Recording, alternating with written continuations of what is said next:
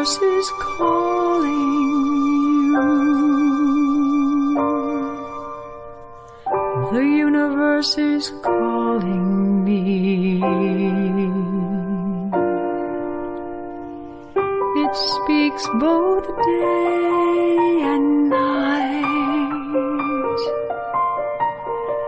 It's full of dark and light.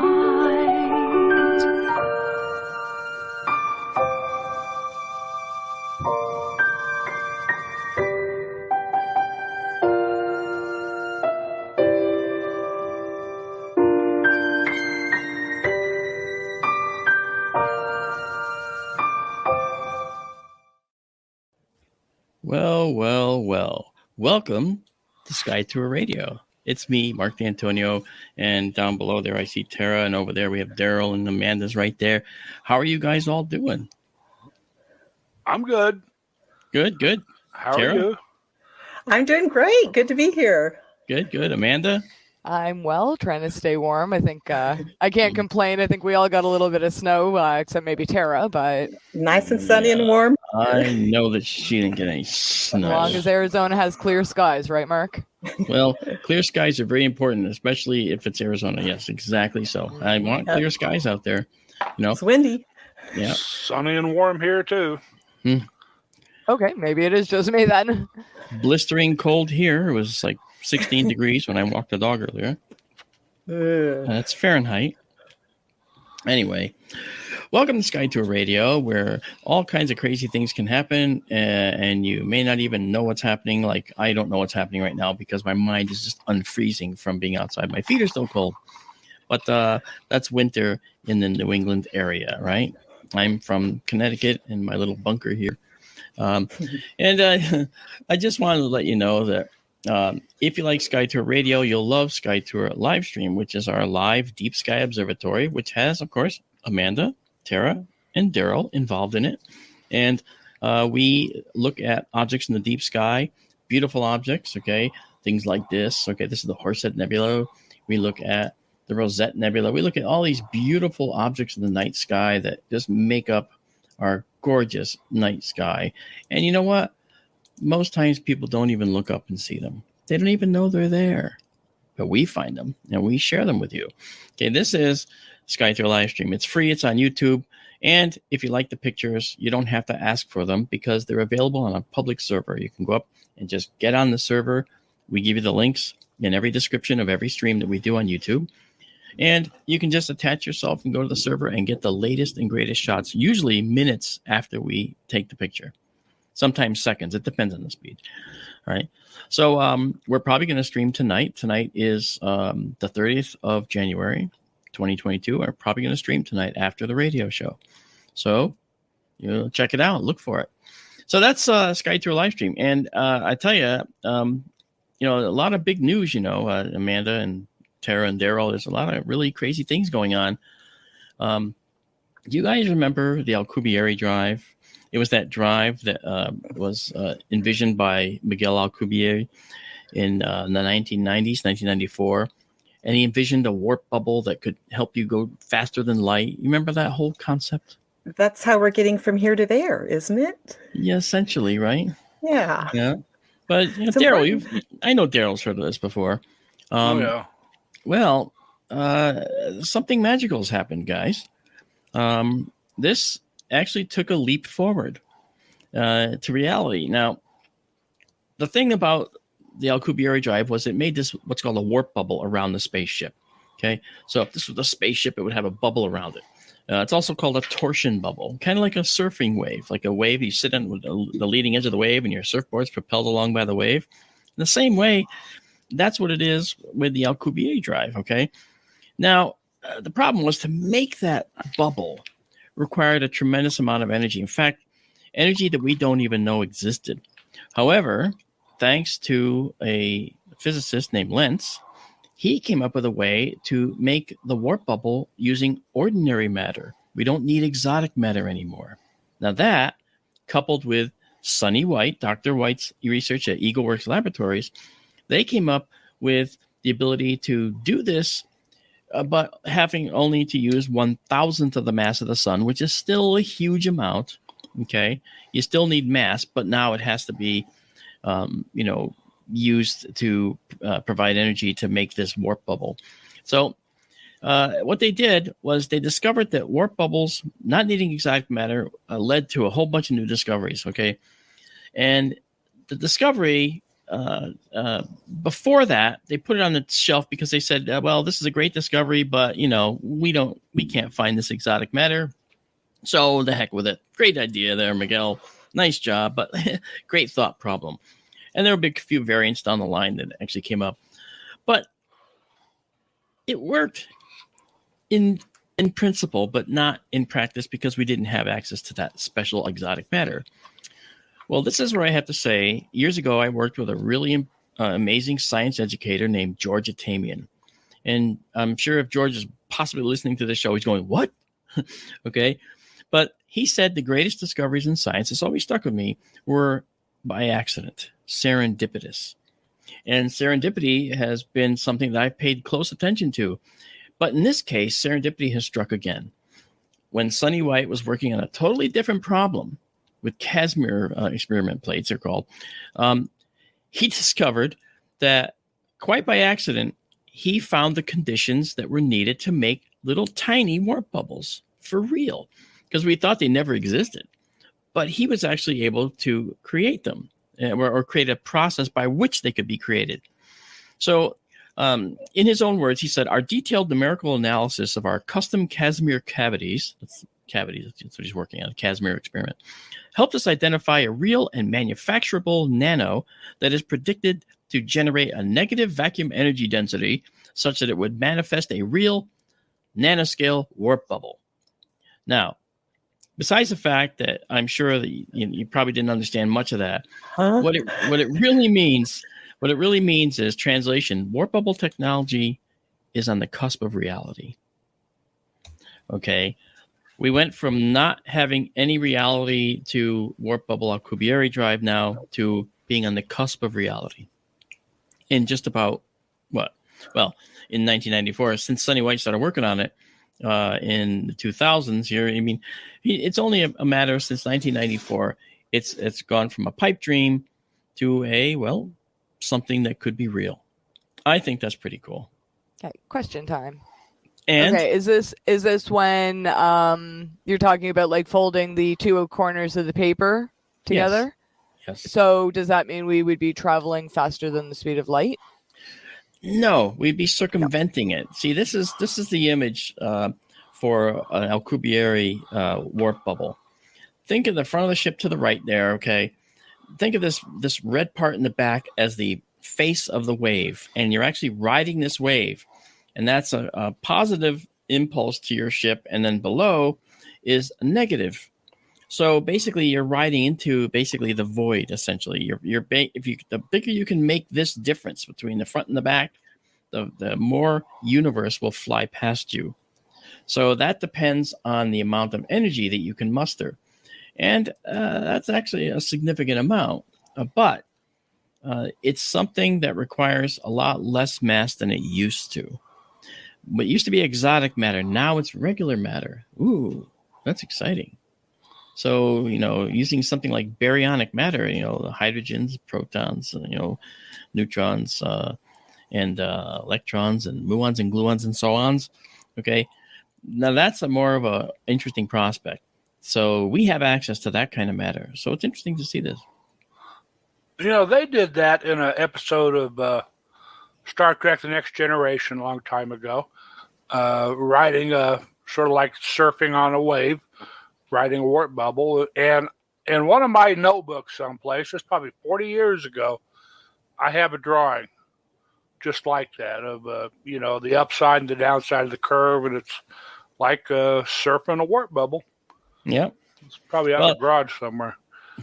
Okay, well, go get it. We'll wait. No, just kidding. Well, actually, this diagram is rather old. There's just new incarnations of it. This is a new incarnation of it. But the concept has always been this construct, And when you think of it as a surfing wave, then you can understand it a little better, where the left part in the red is the high end of the wave, and you're on the front of the wave in your ship. Okay, that makes sense. So that's a better way to think about it. But it's really cool, and I think that that's wonderful that we're actually in that world now where warp bubbles, dare I say it, they could be real down the line. Okay. Actually, Sonny White believes they are. He believes they're manufacturable now. We can manufacture the system by which we can generate a warp bubble. That's what he was telling you with his gobbledygook that you might not have understood. So that's pretty cool. Straighten my hair. It'll give you hair. Oh, really? Cool. Yeah. So we're in, right? I want to wash that warp right out of my hair. That's what I want to look like Cousin It. That's what I was thinking of. Who knows Cousin It? Come on. So I have a question. Is if we're surfing on that wave and we're being kind of pushed by that forward? Effectively, yeah. Okay, so is it really moving, or are we just touching and stopping? And because I just have a hard time conceptualizing the space moving in and out, and it seems like it would harm anything that was in the space or in that area. Yeah, that's why the wave analogy isn't the best one, because when you think of it as a surfing wave, water is moving up and down. But in the case of water, the water's not moving. It's just the amplitude is changing momentarily in that space. Okay, so that's the same kind of thing with the universe. You're pulling yourself across the universe, but you're leaving it intact behind you, in the same way that water makes a wave. You follow? Yeah. I mean, if you dropped a little tiny floating thing in a wave, and a wave comes along and hits you and it goes away, the floating thing goes up and then it goes down. Yep. Yeah, Okay. kind of stays in the general area. It stays in that general area, right. So the stars aren't actually moving way up and way down, okay? The interstellar matter isn't moving way up and down. We're talking about a bubble of space that is separate from the X, Y, and Z all moving through time. And this brings us down a rabbit hole that starts to border in things that's going to make the audience go, what are they talking about? I'm already doing that. Oh, stop. Not really. For the folks that don't know, Tara asks the most beautiful questions each week, okay? And Amanda does too. She always has a lot of really good questions. I wish she would pipe up more. Yeah, you over there. Yeah. Be careful what you wish for. I want you to talk more. I want you to say more things. In Skytra live stream, when you used to join us for that, you would always have lots of cool questions, So you should be able to do that here too. Why not? I will. Okay, good. Okay. Now, but tonight, and this will give you questions, Amanda. I know it will. Tonight, we're actually going to talk about something else. And tonight's show is brought to you by the letter C. C is for carbon. Okay. Now, carbon has 6. It's number 6 in the periodic table, right? And it has 6 protons and it has 6 electrons. Right, but it loves having additional neutrons, which add mass only and not any kind of, count to anything. They don't have a charge. And those additional neutrons inside a carbon atom are what makes it into different kinds, which we call isotopes. Okay, we have carbon-12, which is very common on the planet Earth. We have carbon-13, less common, but also common. And one of the things that's interesting is, as we'll see shortly, we want to congratulate carbon-12. That's a carbon atom with 8 additional neutrons for its pivotal role in the creation of life. Now, we all heard the phrase, his curiosity got the best of him, right? Or curiosity got the best of him, right? That term. Well, sometimes that curious nature that we all have gets the best for us. Okay. And by that, I mean the latest discovery on Mars. Who knows? Amanda, have you heard? Do you know, Tara? Don't. I hear so many things. They found. Well, I know we're not talking about Cydonia because that's not a new discovery. I think there was a pyramid. I think someone said there was like an old shack out there, like a shed or something. It was a rock on the moon. Is this about that article about the Curiosity rover? Yes, it is. Finding a high carbon signature? Yes, it Oh, is.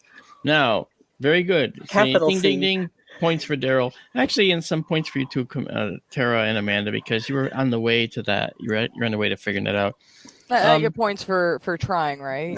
Well, Of course. I sent you the article yesterday, so Yeah, and you know what's funny is I springboarded from that and I started digging into the details behind it. And rather than do a whole chemistry lesson, I figured I would just talk about the upshot of it, what I learned that I think makes a lot of sense for people out there. Okay. The Curiosity did discover something fascinating. And keep in mind that Curiosity is the most advanced laboratory on Mars we have ever put up there. Perseverance, on the other hand, has many of the same features, but it also includes a much better set of eyes. Okay, it can see things better and calculate things with its vision better than Curiosity. But the Perseverance rover also has the best data rate. It can find stuff that's really, really got a lot of data and send it back faster than Curiosity ever could. And we advance, right? So if Perseverance ever met Curiosity, Perseverance would probably go, yeah, slow poke. Neanderthal. Yeah, right, exactly, right. Yeah. Well, anyway, so Curiosity's been tooling around on Mars since 2012. That's going on a full decade past its life expectancy of 90 days. Okay, we make them good when we go to other planets, But what it did is it found carbon on Mars, and that in itself is pretty exciting, but it doesn't have to be exciting considering that carbon is the fourth most abundant element in the universe. So we would find it sooner or later, right? But the thing that's important about it is the way in which the carbon appears. Okay. It found two of the most common isotopes of carbon that we find on a life-bearing planet here on Earth. Okay. It found carbon-12 and it found carbon-13. Right. Now, carbon-12 and carbon-13 are two versions of carbon that have these additional neutrons in the nucleus that I talked about earlier. And those are stable isotopes. Many, they go there temporarily and they decay spontaneously to something else. Okay, we see that in stars all the time when stars form elements. Sometimes there's these intermediate ones that are there for a short time and they decay away. All right. But if these carbon-12 and carbon-13 isotopes were found on the Earth, we would say, oh, there's biological processes that created these that are at play. Now, what that means for Mars, on the other hand, is that biological processes could have created these, or interaction with ultraviolet light could have created some of this, or other processes could have created some of this, but because Curiosity had found ancient lake shores on Mars, then this stood to reason that if there was going to be life, it would have started in a potential ocean that was on Mars. And that's exactly what they're thinking about. And that's why they think the carbon finding is so important, right? It's a crucial role. Yeah, Dare. I know there's been talk about detection of methane on Mars in the past. Yeah. And methane is often considered a biosignature. Yeah. What forms did they find this carbon in? This was in carbon-12 isotopes that were found in the rocks. Now, the interesting thing about methane, all right, is that on the Earth, methane is one of those gases released as part of the carbon cycle. Yeah. And the carbon cycle on Earth is a cycle where carbon atoms get transported up into the atmosphere via, the breakdown by biological, bacteria, and they give off methane. The methane goes up into the atmosphere. It gets broken apart by sunlight and other things and decays. And then the carbon goes back down into the ocean, where it goes into the ocean sediments and binds up with other compounds to form carbonate rocks. And then eventually that starts to happen all over again with microbes doing their dirty work. Okay. It's cows passing gas, shall we say. You don't have to say, shall we say, because that's also an issue as well. But a lot of life forms have been passing gas that was CH4, which is the methane, carbon with 4 hydrogens attached. Yeah. But, that carbon-12 and carbon-13 isotopes, those are really important because they are fundamental to life, right? So that's why you can't just say, oh, this is just a another average find. It's not an average find. This is a big one. And it has to do with the amounts. Okay, carbon-12 in certain amounts, carbon-13 in other amounts. On the Earth, carbon-13 is far less plentiful than carbon-12. And on Mars, carbon-13 is also far less plentiful than carbon-12. Ooh, there's a parallel.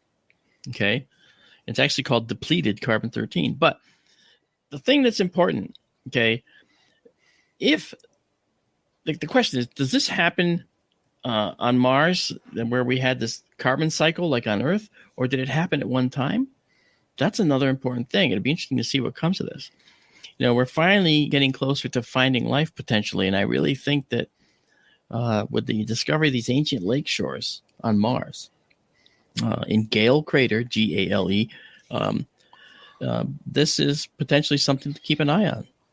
So check it out. That's part of the exoplanet roundup tonight, by the way. And the exoplanet just happens to be Mars and Curiosity.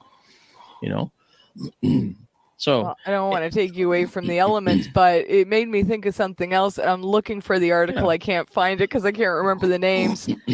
Go for it. Did we? I can't remember the name, so it's not going to even make sense. Did something we sent up find something we sent up previously that had crashed?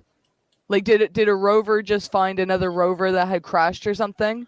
I wish I could remember the names. I do remember that Curiosity found an aeroshell that it had used when it came into the atmosphere. There was a shell protecting the sensitive components, and it was just falling through the atmosphere. That broke away, and then Curiosity came down and then was dropped by the tether and landed on the surface. Then this thing blew, this rocket motor powered delivery vehicle shot away and crashed some distance away. But that wasn't recent. That wasn't like within the last week. No, actually, I don't remember when Curiosity found its aeroshell, but it walked right up to it. It rolled right up to it and could see it up close and see what happens when something smashed into Mars. I just saw the headline and I can't remember the names, but I don't think that was it. And it seems like it was just in the last few days. So if I find it, I'll let you know. And if anyone listening knows what I'm talking about, it would be a miracle. But pop in some names. I'll find the article. Yeah, drop information in the chat, guys. Wish me luck. Listening. Yeah. Good luck. Good luck. The other thing too is, we have done that before, though. When astronauts on Apollo 12 landed on the moon, I think the lunar module was called Antares for that. They actually, when they came out, the two astronauts, they walked down into a crater and retrieved a part from an old Surveyor spacecraft that had come down several years earlier in that crater. An unmanned little probe comes down and just takes pictures. Okay. And it retrieved a part off of it. I thought that was pretty cool because there's a photo of an astronaut touching something that arrived on the moon years earlier. And of course, it looks like it's brand new because, there's no erosion on the moon. Nothing's going to break down. But cosmic rays over time will cause some kind of degradations here and there. So anyway, I think that's pretty cool. But now the whole point of carbon is sort of like the front and center for the show today because, we're carbon-based creatures, right? And, we can characterize life with the acronym CHOMPS, CHONPS. Okay. So CHOMPS is carbon, hydrogen, oxygen, nitrogen, phosphorus, and sulfur. And carbon makes up about 12% of the atoms within us, right? And hydrogen is 62%. And this is the count of the atoms, not the mass or anything like that. Okay. Oxygen is 65%. So it's a higher number of atoms that are oxygen than hydrogen. And now you think about that and say, why do we have so much oxygen? We're made of a lot of water, and water's H2O. That's 2 hydrogens and 1 oxygen. So we should have a lot more hydrogen atoms. Well, we do have a lot of hydrogen atoms, but 62% hydrogen, and that means 31% oxygen in atom count for the water part. And that's 34% of the rest of the oxygen is coming from other compounds in your body that are made in addition. Okay, complex sugars and all these other different compounds that your body relies on, right? So oxygen is ubiquitous. It's everywhere, right? But it's all dependent on carbon. So we have carbon, hydrogen, oxygen. The nitrogen, there's 3.2% of nitrogen in our body, 1% phosphorus, and 0.3% sulfur, primarily in the bones, I think. Well, the human body has like 7 times 10 to the 27th atoms. That's 7 with 27 zeros at it. That's how many atoms are in your body right now. Okay. In addition to that above distribution, there's about 60 different chemical elements that are important to life. But it's that carbon atom that's made life possible. And carbon is, as we've talked about many times, it's the granddaddy of all elements. It can bond with more things than anything else, has more flexibility, more variability than any other element. So most likely, if there's life out there, it's going to be in the carbon-based arena. And people like to say, well, silicon-based life. Well, silicon is the next one down. And in that column in the periodic table, right, which I think I have here. Oh, yes, that's the disgusting periodic table. If you look over from the right side, count in 1, 2, 3, 4, 5 columns, you see carbon number 6 right below it. In this column here, these are the things that would be most like carbon. And silicon is next, right? And that's all we care about, the periodic table. You don't have to see it anymore. Okay. But silicon would be next, right? If you think about it. And people say, silicon-based life. Except that silicon is actually an extremely tenacious bonding atom. When it bonds, it doesn't want to let go. So when it bonds with oxygen, it makes silicon dioxide, the Si for silicon, and then O2, SiO2. And I know there's at least one person in here that knows what that is. Sand. You got it. It's sand. So I have to throw in no kill eye though. Oh yes, that's right. in the Star Trek episode with the Horta, it was called Devil in the Dark, that episode, and it was that creature that was a guy in a lumpy costume crawling on the floor, because why not? And so the Horta did say no kill eye, so it showed some level of intelligence, which is kind of cool. But the fact is, silicon though tends to make crystals, and they're very tenacious, and it doesn't have nearly the flexibility or robustness that carbon has. Carbon has such incredible flexibility, and that's something that you just can't get away from in the universe. Carbon is kind of a magical element. It's magic, okay, because it actually does these things that are so incredible, So in short, yeah, go ahead. Oh, well, no, I was going to say, we're back on carbon. Now I'm not sure how to read this question from chat. You were talking about carbon 12 and 13. Yeah. Kathy asks, what about carbon 14? Now, were you talking about carbon 12 and 13 being discovered on Mars and 14 wasn't? Or can you talk about carbon 14? I'm not exactly sure what she's asking here, so... Okay, well, as we know, carbon 14 is used in dating organic materials. But why? It's used in dating organic materials because it changes over time. It changes into something else. And so if you measure how much of the substance has changed into something else, then you get the date. You can figure out the approximate age of the item you're testing. So that's what carbon 14 is good for, and that's why it's good for, because it changes. Okay. Carbon 12 is stable. Carbon 13 is stable. But carbon 14 will change over time. And so you'll find that the relative amounts will change. So after billions of years, we can find that carbon 12 on Mars is still there, right? I don't expect there to be any carbon 14 on Mars. Maybe there is, maybe. But again, it can be created through processes. Daryl wants to say something, I can tell. Well, I was just thinking, it changes over time. The amount changes as it turns into different isotopes or whatever, decays, thank you. And, when we're looking at ancient life like dinosaurs or whatever, we're talking millions or tens or decades or hundreds of millions of years. And on Mars, we're probably talking billions of years. Right. And carbon 14 might have pretty much gone away by that time. Yeah, it depends if any was made in any other way through any other cosmic catastrophe or what have you. Well, that's what I wanted to ask. Like, if it was there, could it come back? And or even if not, would we be able to tell for certainty that yes, it was for sure once there, regardless of what happened? That's a wonderful question, Amanda. The only problem is we don't have enough access to Mars to know the answer. This is what happens when I ask questions. What? We don't know. Touche. Oh, are we working on it? Tell me someone's working on it, right? Elon Musk will have all the answers. Someone's working on it somewhere.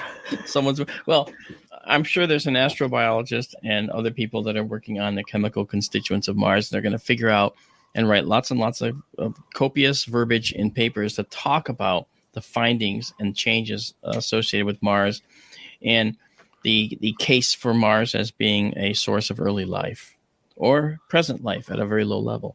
I think that either option is actually a good possibility, to be honest. Touche, Amanda. Well, see, the chat, like, I didn't understand what Kathy's asking. Everyone that's listening, everyone else on screen, everyone knows about carbon-14. It's old hat. And that just, got my mind racing. So, I mean, the chat is such a wonderful asset. They really, really get me thinking. So thank you for that great question, Kathy. It responds me on. These are wonderful questions to ask, and they're actually beautiful beautiful postulates that you can come up with to try and figure out the answers. Oh, it's the best chat ever.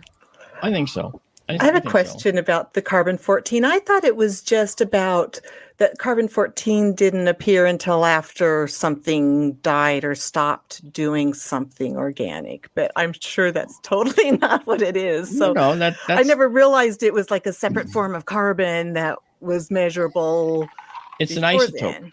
And then it has like a half-life, right? Isn't that what they're measuring? Something like that? Yeah, that's the changes we're talking about, right? Right. So carbon-14 changes over a period of time. I don't have the numbers in front of me for the actual change times, but I think it's like tens of thousands of years for carbon-14, and I know that they can stretch that a little bit, but and it can be inaccurate the farther back you go. So I don't have those numbers right off the top of my head, actually. So I failed you, but. Anyway, anybody else have anything before I go on? Yeah, I can tell a story.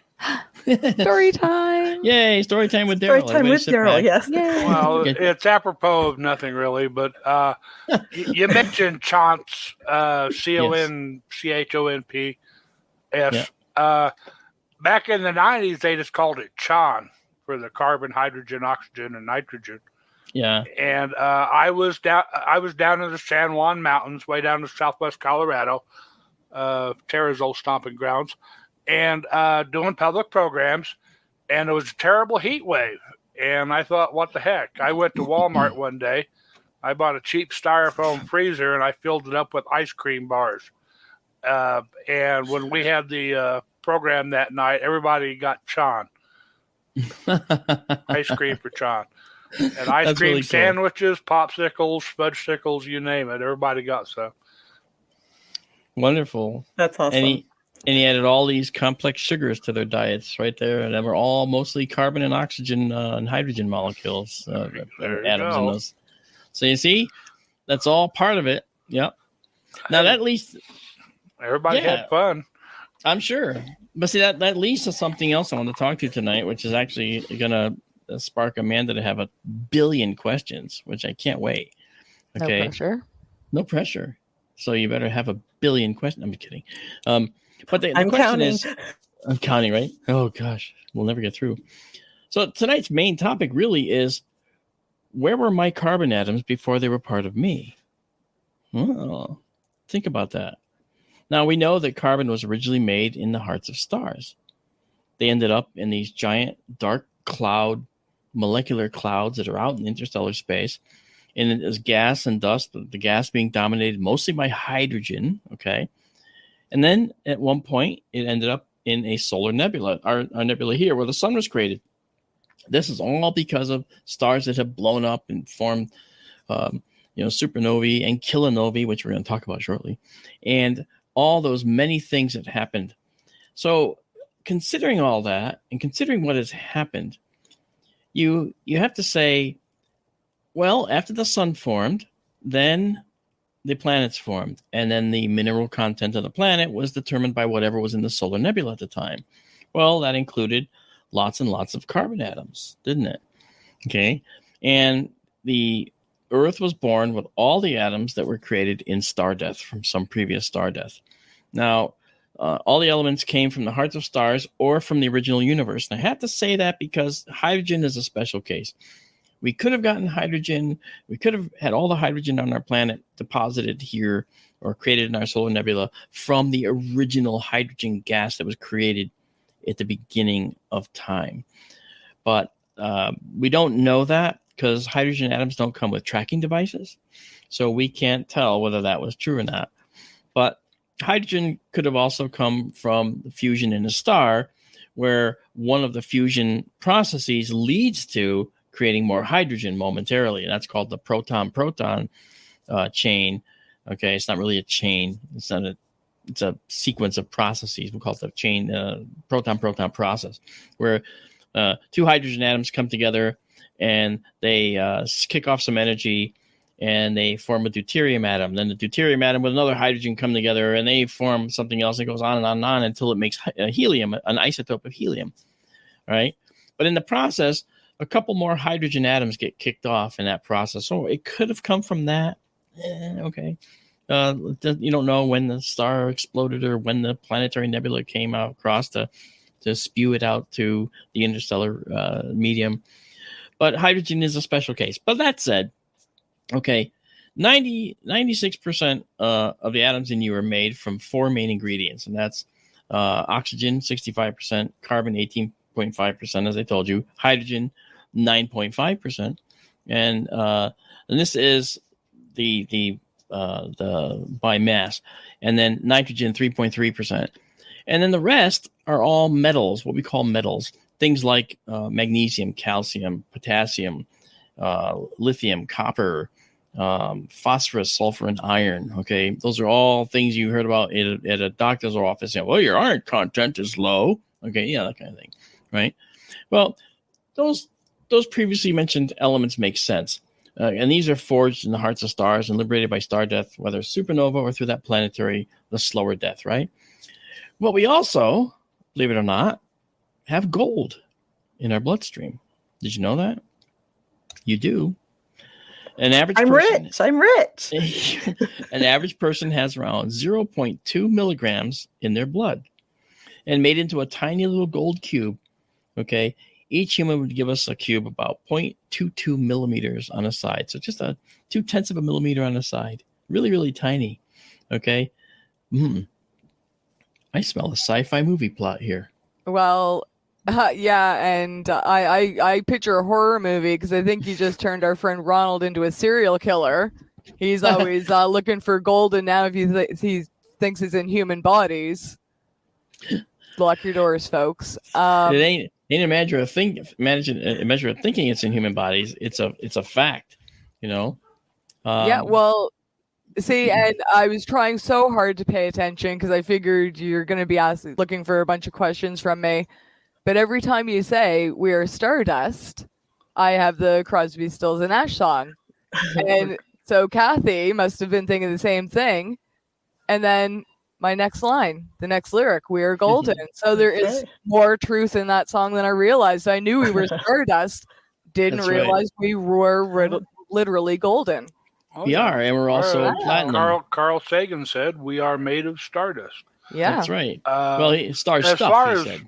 As far as Ronald goes, that 0.22 millimeter cube would be about 8,007 inch on the side. It'd be so small you probably couldn't even see it. And it would actually fall out of his tray when he's trying to pan for it. He wouldn't even see it. Smaller than the smallest flake you've ever seen, Ronald. For those who don't know, Ronald is a gold miner. Okay. So that's pretty interesting, right? Now, the thing that's interesting is that we also have silver and platinum in our bloodstreams and in our bodies as well, in very tiny amounts as well. And gold, silver, and platinum, these precious metals, come from a very strange process.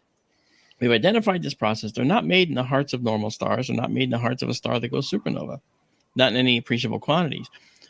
We get the large quantities when we actually see the results of merging neutron stars or colliding neutron stars. Now, what's a neutron star? Holy cow. Well, if you have a star that is more than several times the sun's mass, then when it dies, it could go in a supernova where the final fusion products are no longer creating energy, so the star collapses. And that when that inner core, that outer core collapses, it hits this iron core in the center and bounces off. Meanwhile, the rest of the stars coming in at an ungodly speed, and they all collide with each other, going back out and coming back in, and it rips the star to pieces. And that's called a supernova. But we don't get a lot of gold in that. We get a lot of gold, though, when a neutron star collides with another neutron star. And you might say, well, how in the world could that possibly happen? Well, it could happen quite a lot, actually, and it has, because most stars are in pairs. A singular star like the sun, there's plenty of those, but it's not as common as a binary star, right? Equally as common, let's put it that way. So when you have two massive stars built in the cluster, originally made in the cluster, they're both going to have about the same age. So when one decides to run out of its hydrogen, the other one's not going to be far behind. And if two stars are orbiting each other, and I'm got something really cool to show you about that in a little bit. When two stars are orbiting each other, when one blows up, okay, now the other one, all right, is orbiting in a crazy orbit, because now the mass in this star, a lot of that mass has been blown away. And now there's a very, very compact core left over. So that core will orbit the bigger star for a time until this star goes into that phase where it's going to blow up, and then it blows up. And when they blow up, they leave behind, after a certain mass, they leave behind a neutron star. The neutron star's composition is exceedingly complicated, but suffice it to say that it's all neutrons, compressed neutrons at the surface, okay? Very, very compressed neutrons. They even have an atmosphere, but that atmosphere is nothing like the atmosphere here, and it's very, very hot, okay? So these orbit each other, all right? And now you have two neutron stars, but their orbits, previously as gentle binaries going lazily around each other, has been disrupted into this elliptical orbit because of the fact that one star blew up, lost a lot of mass. That changes the orbital dynamics. Then this star goes, and now you have an unstable pairing that eventually they spiral in, and they eventually collide, all right? That inevitable collision yields gold, platinum, silver, okay, in the collision. It's really kind of interesting how this all works, okay? May I say... you may. This idea became popular since the advent of the LIGO and the Virgo detectors, I have to guess. Yeah. I know back in the day, people said, yeah, gold comes from supernovas. But, now it's colliding neutron stars, flavor of the week sort of thing, I guess. Oh, you don't sound happy about that. Well, it's hip. It's Didn't we stream that? We did. Yeah, I remember that. I had no idea that created gold, the two neutron stars. Yep. Yeah, that's right. So very cool. Yeah. So, like I said, the new dynamics of two stars that were previously stable, now blown to bits and then creating neutron stars, that's going to be a wild pairing that's going to do weird things, right? So in order to see what that actually looks like, I've actually prepared a little demo to show you, if you don't mind. Oh, Mr. Prepared. Oh, I'll just try. And it starts off with this right here. Okay, that right there is a simulator that I've got that shows us this is a neutron star right here. All right, left alone, a singular supernova would blow out material like you see here. Okay, and leave this star behind. Now, we're actually in motion here. All right, but if you notice, this down here at the bottom, you probably can't read that. It says that I have the scale here set to 0.025 milliseconds per second. Okay. And I'm now going to add another neutron star to this screen, and I'm going to put it at a distance. Again, neutron stars, just so you know, I just got to show you this. Neutron stars are about this big. That's Chicago. Okay. And that's the rough shape of a neutron star in terms of size. It's really a city-sized object, something about the size of Manhattan, effectively. And so the neutron stars will generally be a very tiny, small, compressed objects. So their distances from each other won't be that far. Once they start to decay into each other, they can get really close to each other. Okay, Their masses are so great, though. Still, I mean, Yeah. it's just you're taking stellar masses and compressing them down to the size of a city. That's And correct. This is where the whole "a teaspoon weighs a billion tons" sort of thing comes from. That's right. And So- gravity is the only thing holding them together. That's right. And they can actually be very rapidly rotating too. Ours here are not rotating that rapidly, although they really are, but I have it slowed down so much that you can't see it. But as the neutron stars, think of this, if I just pause that for a moment, think of this as their final day. Okay? This is their final day. They've been orbiting each other wildly for a period of time, but the orbit's been decaying over time because it was unstable to begin with. And over a period of time, maybe tens of thousands, hundreds of thousands, or even millions of years, they got closer and closer to each other until finally there's that one day when they're going to collide. Okay, so we have a front row seat as we watch these two neutron stars, okay, come into close contact. Now, the reason that they're going to be destroyed is because of the fact that they are made of a hard shell. They're like a billiard ball. Okay. So this neutron star is finally going to come so close that it's going to intersect the other one, and boom, we get two massive novas, two beautiful, massive explosions. And this process is called the kilonova. All right. And it's in this process where the Laser Interferometric Gravitational Wave Observatory, otherwise known as LIGO, LIGO, that Daryl just mentioned, saw this collision occur. All right. We were bathed in concentric rings of expanding galactic gravity waves that came to us from these sets of explosions. All right. So this is a kilonova, and the kilonova is something that's really, sometimes confused with a supernova. And the thing is, a supernova, all right, is a very visible, bright event, right? A kilonova can also be visible and bright, but not as much as a supernova, believe it or not. In fact, a supernova gives off more light. The kilonova gives off far more gravity waves because we're talking about two ultra compact objects that are colliding. Talk about disruption to gravity. That's like throwing a boulder into a small pond as opposed to a pebble. Okay, it's that much of a difference. So there is another kind of nova, okay, called a hypernova that also occurs, and the hypernova is actually a little bit different. The hypernova is the most luminous type of nova, supernova that could occur, and they're very rare in the universe. But I do think that the kilonova, all right, being that it's the type of explosion that brings us the most gravitational waves, that's also the one that has generated the most interest, because from there that's what Daryl said. We learned that gold, platinum, silver, a lot of precious metals were created in those. And the other thing that was made in these, which is really interesting, okay, is besides the precious metals, we also get iodine and we get bismuth. So here's one for you to think about. All right. Every time you take Pepto-Bismol for your upset stomach, you're taking in bismuth. Bismuth made in a neutron star collision.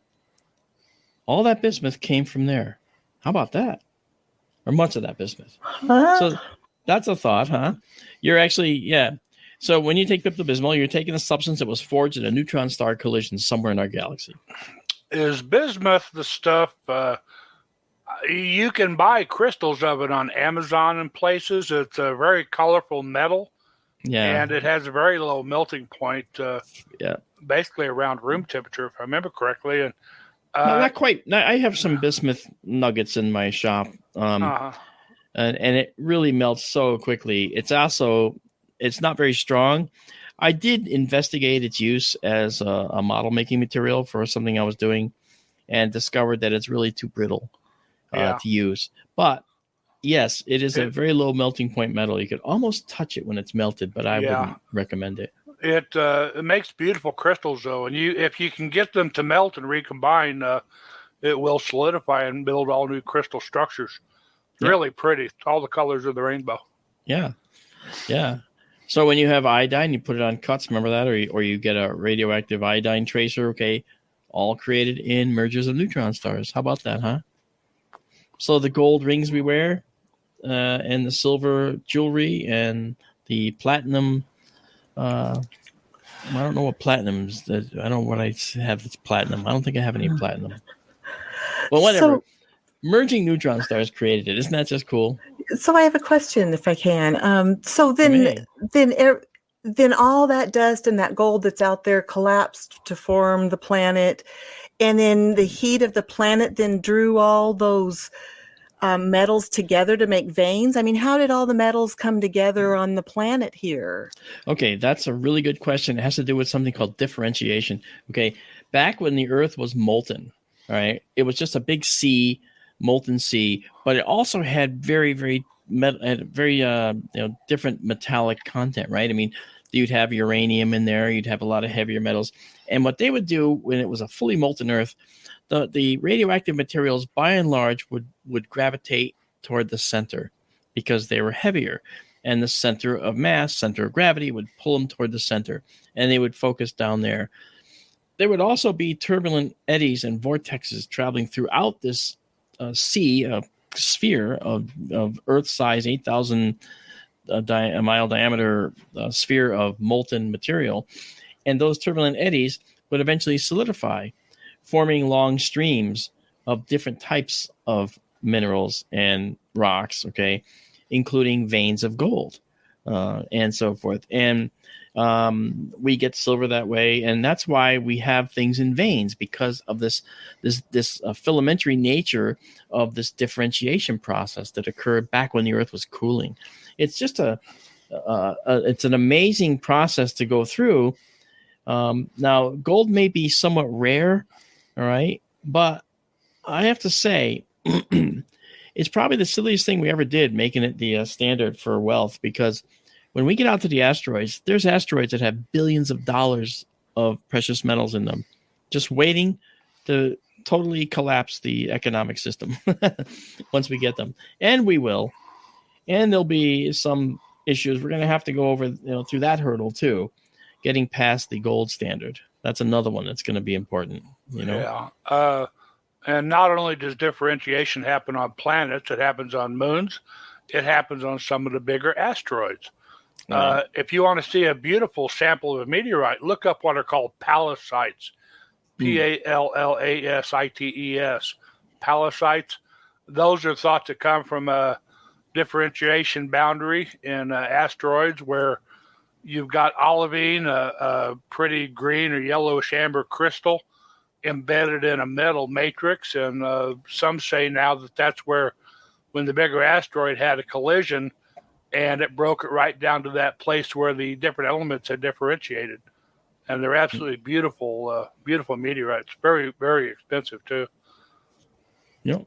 Well, Cool. I think they are among the highest priced meteorites. Which I wish I had one. I just have this big old chunk of iron, came from Argentina. Oh well. But so that's all great, but I just don't want to start seeing us mine too many asteroids that are full of precious metals, because that's going to reduce the value of our precious metals. But that's okay. if we can do it, let's do it, because it means we're progressing, right? So there's talk that when they start harvesting meteors,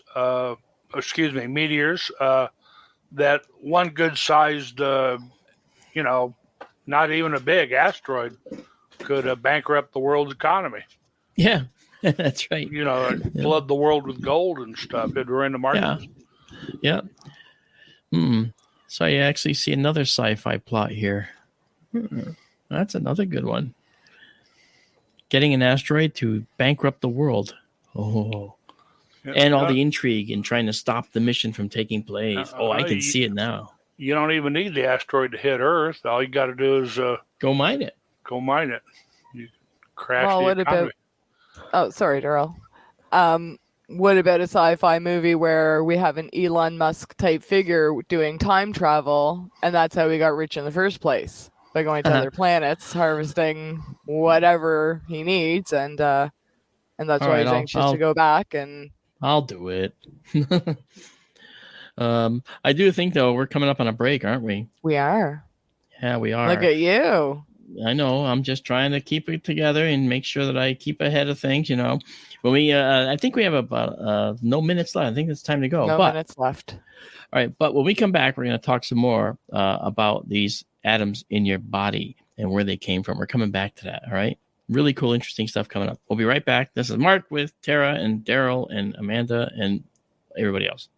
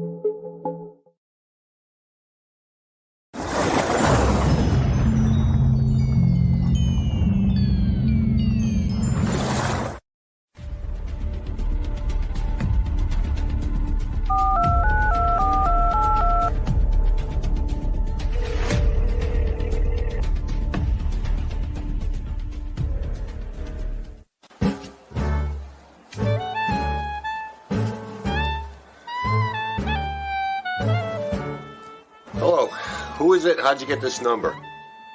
Hey, Ken. Hey, man, it's George. Hey, man, what are you doing?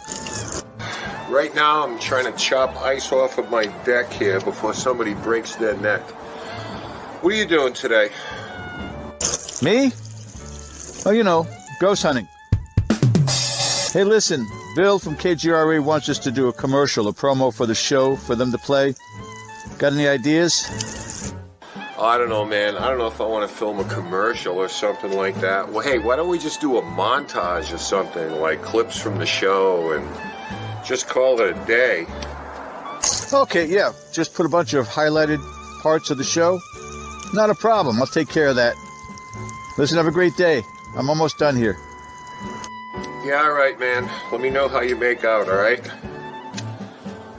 Yeah, you bet. Be good.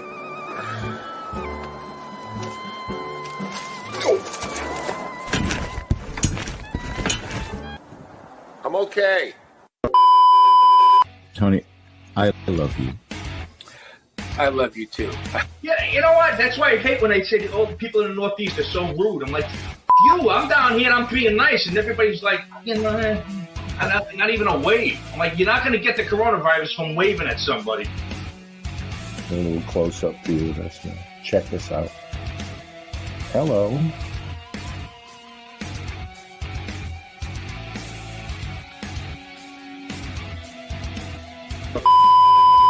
Hang on, let's get us on camera again so we can wave.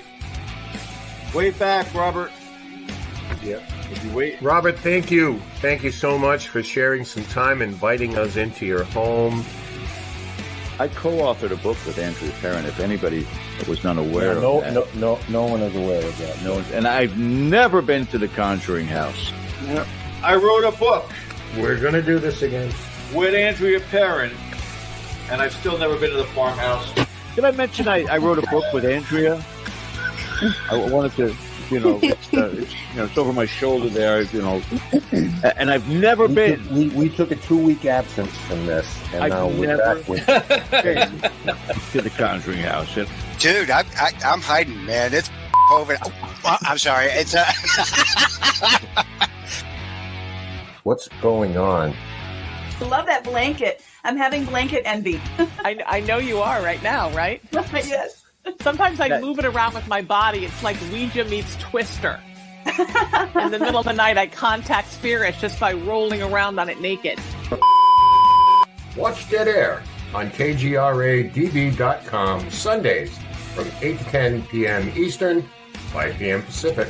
And also, don't forget to check out KGRA YouTube and KGRA on Facebook for all the amazing shows, guests, and topics. Did I mention that I wrote a book with Andrea Perron?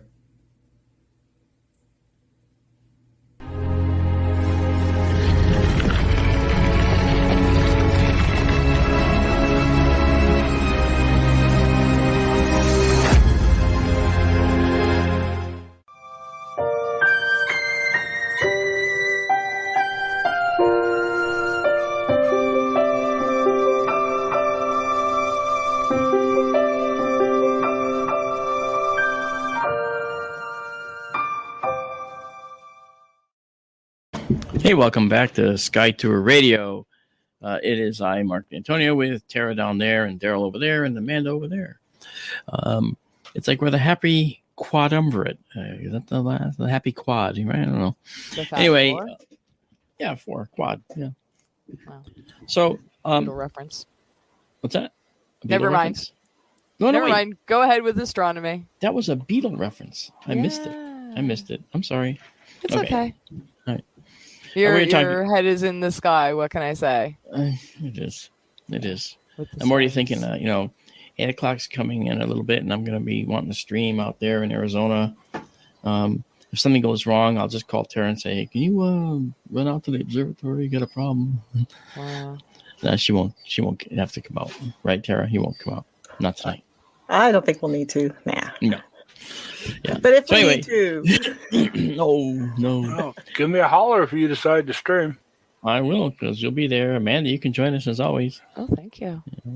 I know Tara can that always- Tara has no Tara- excuse to ignore your call because she can't say she was out for the night or in bed because clearly she was here. That's correct. That's all right. And we're glad all of you are here. Thank you Yeah. for the support over do all wanna these thank- years. I want to thank our wonderful listeners. I also want to take the moment to thank Bill, New York Skywatcher, our wonderful producer, for doing all that he does. You're great, Bill. The Wake show up. would not be Bill. on the air without him. Oh, Bill, wake up. He's sleeping literally. again. He's sleeping. He's sleeping again. He's on the Let him couch sleeping. sleep. Look, he's sleeping again. Let him sleep. He probably Yeah. needs his rest. That's okay. So, we were talking about atoms in our bodies and where they come from before us.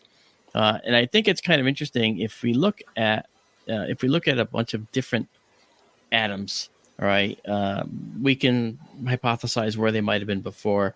But another use of these abundant minerals that we get from supernovae, okay, is an aside here, and that's vitamins. Okay, and we make them from the abundances. Sometimes we, supplement what might be missing in our bodies or whatever. So, an example, vitamin B. Okay, a complex combination of elements has gone into making vitamin B. Okay, including 63 carbon atoms, 88 hydrogen atoms, a single cobalt atom, and 14 nitrogen atoms and 14 oxygen atoms, and of course a single phosphorus atom. So the cobalt's really weird. It said, why cobalt? Vitamin B, and you don't get it, right? Where's cobalt? Well, these come from all over the periodic table, but they're adding to what we need in our bodies, right? But interestingly, these atoms went through quite a number of other creatures, perhaps before they got into you. Okay, Tara down there, you might have atoms that used to be in a Tyrannosaurus Rex from back near the end of the Cretaceous period. That was like 65 million years ago. It was probably a pterodactyl.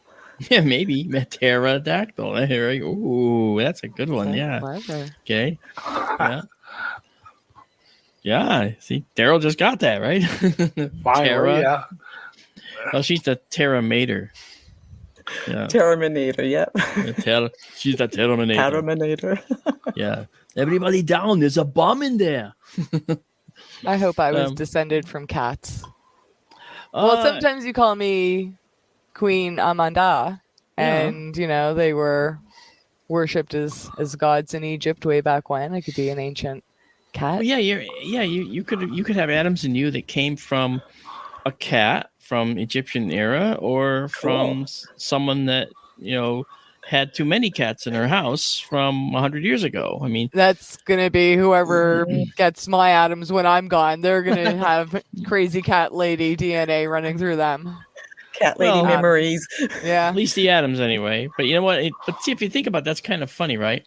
Maybe, okay. And Daryl, maybe you have atoms from one of those 2-foot dragonflies from the Carboniferous period. That was around 300 million years ago, right?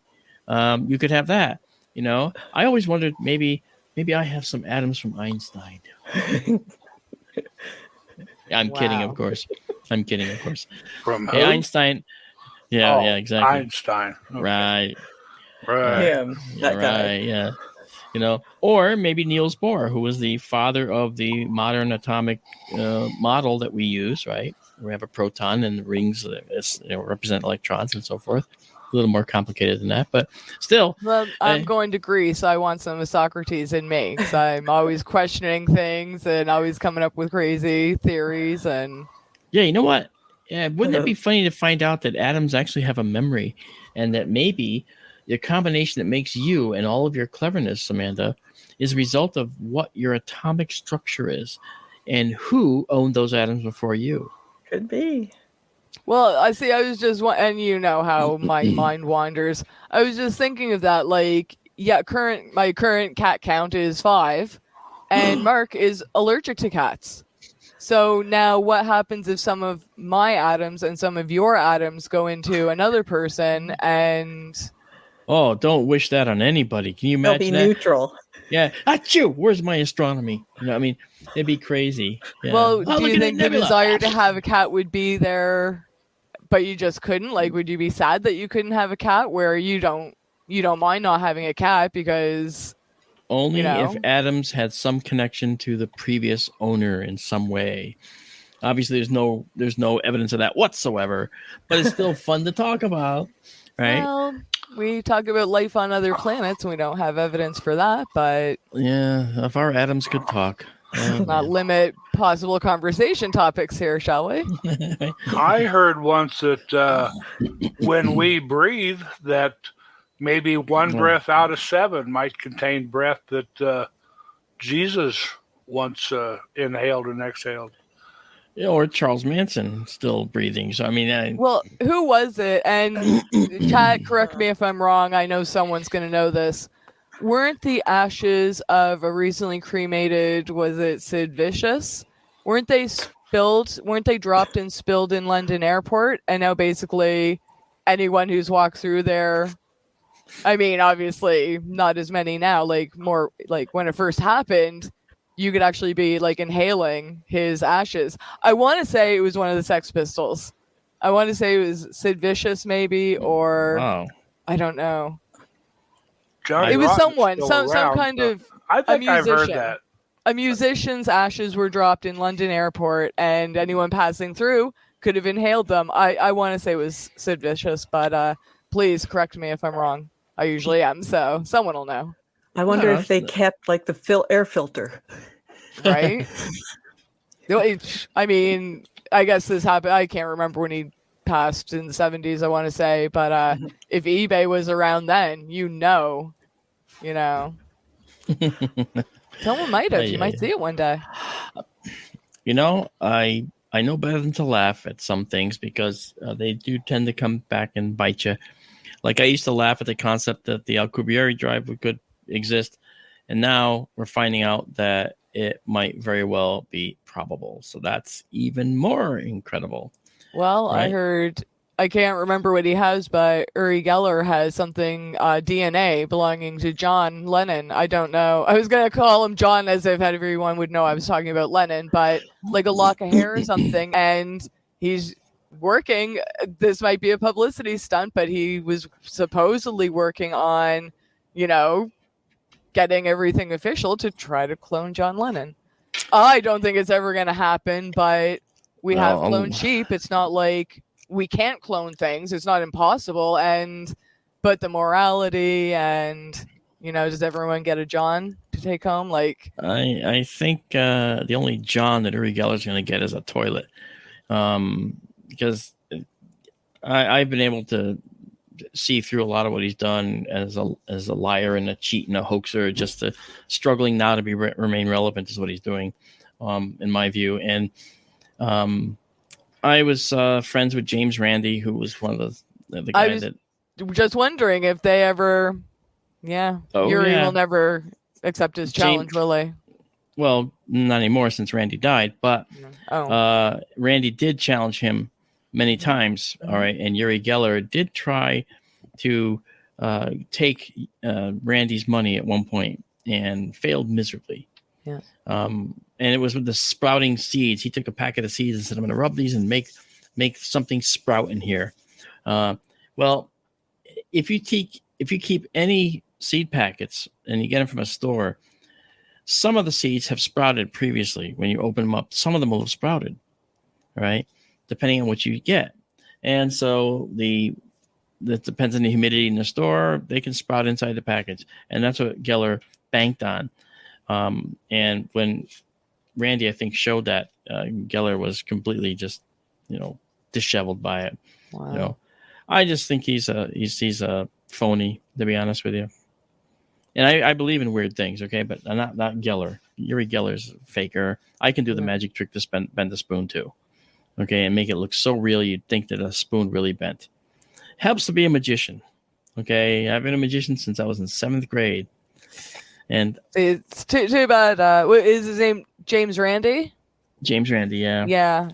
I remember seeing videos of him busting cons, pretending to have powers and stuff. And oh, that would have been a treat to meet him. He was just brilliant. And I'm not saying everyone should, Uri Geller is not like verified. People can have their own opinions, but the concept of cloning, it only takes a few people in the public eye to start the conversation, and you never know agree with what that. the future holds. Yeah, I agree with that, except for the fact that to clone you can't use hair, because I forget what he has. Okay, because if you use hair doesn't have any DNA in it. You pull a hair, there's no DNA in this. I thought the idea was that it was the follicle. It was the follicle of the hair that will have DNA in it, but the hair itself doesn't have DNA. So unless Geller went up to Lennon one time, and ripped out some hair, he probably won't have any follicles. Cutting hair, that's not going to help you. Wow. But you know what? That's okay. Neither here nor there. It's not astronomy. It's not sky tour, but it's fun. No. Well, Eric is dying for you now to show us spoon bending sometime in the future. I'm sure you don't have a spoon handy right now. You got to prepare. But I'd be happy to. I'll do a spoon bending thing for you, Eric, and you'll swear it happened, and you're gonna, oh my gosh, what happened? Well, he's Uri Geller. Don't ever call me Uri Geller. What did the kid say in the movie The Matrix? There is no spoon. Wow. Yeah, remember they were sitting there with the things just floating in the air, just staring at it, right? And they're floating in the air, right? Yeah, really cool. Anyway, Daryl, this is a good time for you because we're done talking about the atomic structure, and there you have it, the journey of our atomic structure. What were we before? What was in us now versus who was it in before us? Who shared your atoms? We actually had a question way back before break. I don't know if I can find it now. It was from Eric, and he was asking if our periodic table is going to increase. And I thought was it element 115? 151? Yeah, that was the original one that Bob Lazar had mentioned as potentially interesting. And we got 118 elements in there. So he says, as long as the table of elements grow, and the picture you showed only had like 106, so we don't even have those last few. Was it? Yeah, this 103. I see. Yeah, but this is a table that actually. This is a table that shows primarily the purpose of the table is to show that at the time, we weren't talking about additional elements right here, like technetium and all the others. We're actually looking at where they were created. All right. So when we talk about like in this table, you can see, for instance, gold and silver. Okay. Well, obviously you see that it says dying low mass stars can create some, but also merging neutron stars really creates most of the gold, and that's pretty cool. All right. So that's something. All right. We have platinum as well. We have iodine. Okay. And you see these others also get created as well. But the thing is, we don't have, and I don't want to go down that path again because I want to get to Daryl's deep dive, and then Tara's questions. But the bottom line is the journey the atoms took to get to us is really incredible. And you're just borrowing them for now. And eventually they go back to the universe one way or the other. Let's say when we pass, we're buried in the ground. And you say, all our atoms are in us. Okay, well, then they don't go anywhere. Well, not right away, but the universe has time on its side. When the sun dies and incinerates the earth, all those atoms get incinerated out of the body that might be left, and everything in that goes back into this giant mosh pit of materials that is going to be used to build new planets somewhere else, possibly. So there's a lot going on. It's just incredible. The journey of your atoms is a circuitous one, and one that you will never know the final destination or the original origins. And now, with that in mind, I want to call on that guy down there in the corner. Give me a break from talking for a little while. And Daryl, take us through a deep dive and show us the night sky, will you? Okie dokie. Here it comes. All right. Okay. Can you all see that? Yeah, I can. Yeah. I'm going to start over in the west as usual, right before sunset. And I thought I'd mention one thing first. My sister Karen's birthday is tomorrow, so happy birthday, Karen. Happy birthday, Karen. Karen is an Aquarian, born January 31st. But I want you to notice where the sun is. The sun is actually in Capricorn. Wow.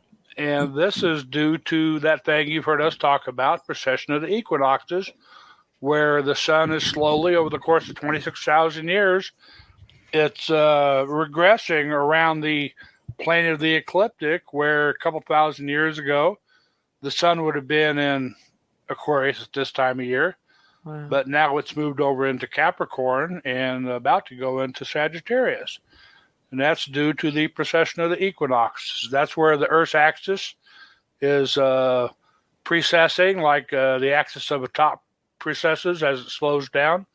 And the Earth's axis describes the big 47-degree diameter circle in the sky. And that's where we've moved since they came up with the zodiac. But anyway, happy birthday, Karen. So this is tonight at sunset, and I'm going to give it an hour. And you have noticed Saturn has pretty much gone away. Mercury has gone away. Mercury is well over in the morning sky now, actually, as is Venus. Saturn is about to go behind the sun, where Mercury and Venus pass through what's called an inferior conjunction. They pass between Earth and the sun. Saturn and later Jupiter go through what's called a superior conjunction because they pass behind the sun, because they orbit farther out than we do. So that's what's going on there.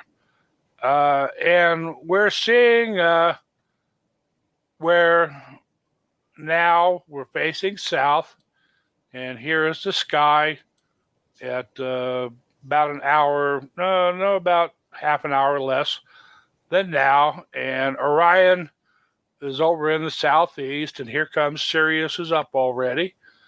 And here's Aldebaran and Taurus, the Hyades, and here is the Pleiades. And as we march forward farther into the night, we see here is Rigel, and here is Orion. You see it's crossing the meridian now. This is the north-south line that passes straight overhead to the zenith. Orion is transiting the meridian 9 o'clock at night now. And I guess it's not just a coincidence that we are about halfway between the winter solstice and the spring equinox now. This is another thing I wanted to mention. February 2nd is Groundhog Day, and that's where we always watch to see if Phil sees his shadow, whether there will be another 6 weeks of winter. And of course, there always will be, because Groundhog Day historically is what's called a cross-quarter day. Cross-quarter days are the halfway points between solstices and equinoxes, or vice versa. And that's exactly what they say, is that you're halfway between, in this case, winter and spring.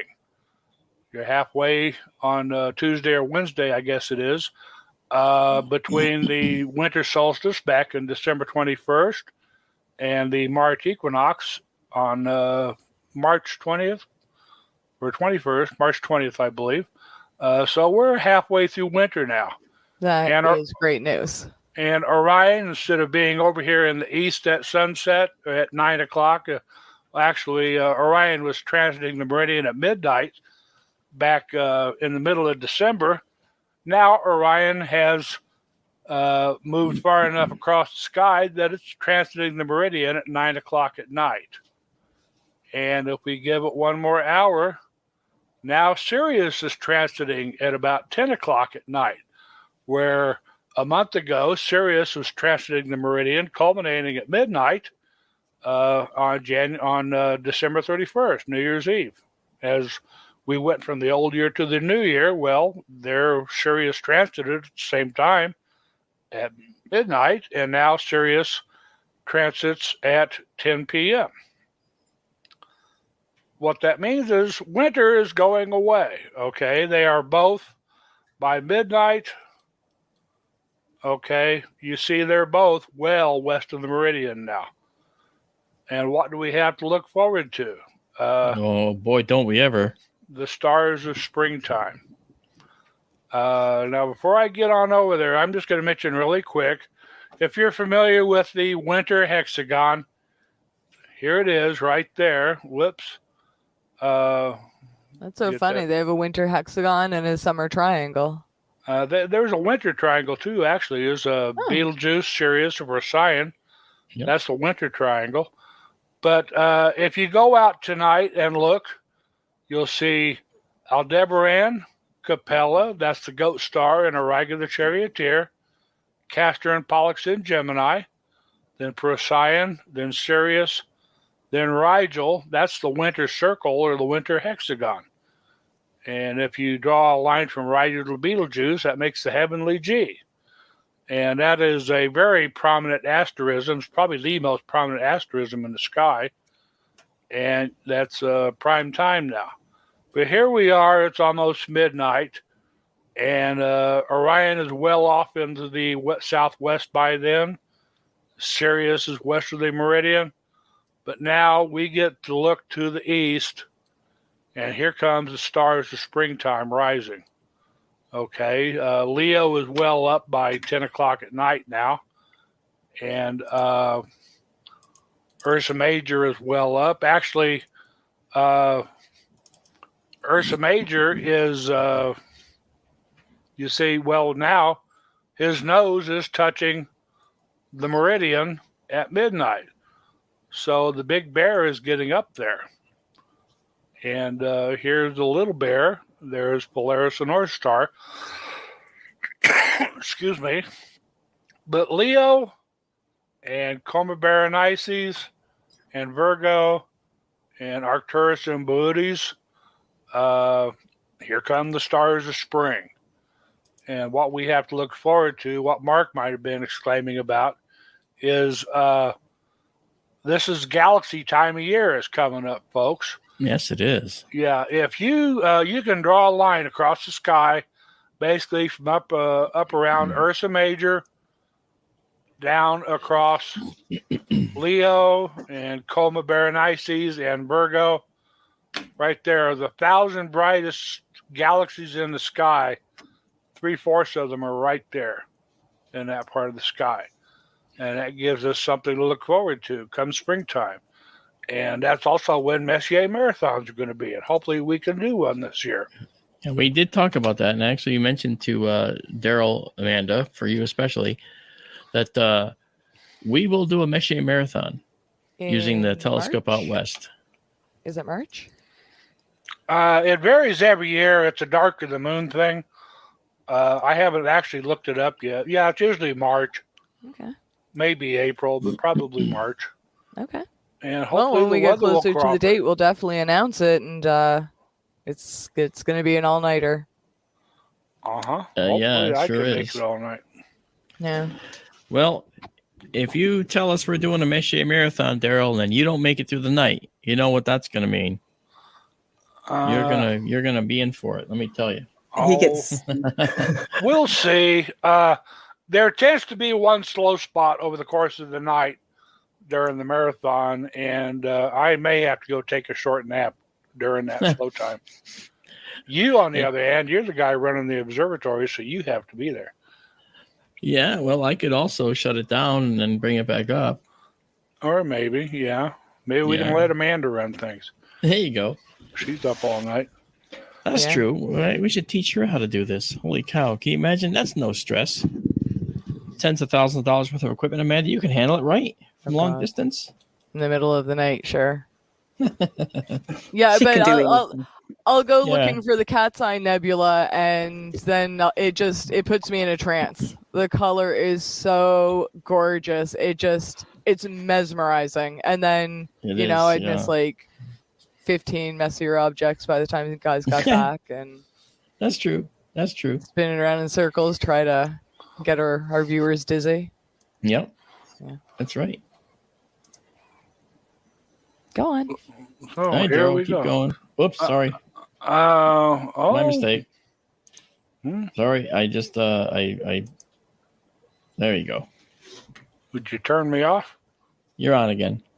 Oh, well. I accidentally brought up a galaxy pair. Sorry. Okay, yeah. What'd you do? M95 and 96, or 65 and 66? No, you were talking about Ursa Major. Okay, I brought this Oh, up. This, 81 and this is- 82. Yeah, that's M81 at the bottom and M82 at the top. Beautiful galaxies that were just, they're just beautiful. There's M81 there. And if we actually take this a little bit, let me just do this. Let me drop us down so we can actually see this a little better. This is a really cool galaxy, M81.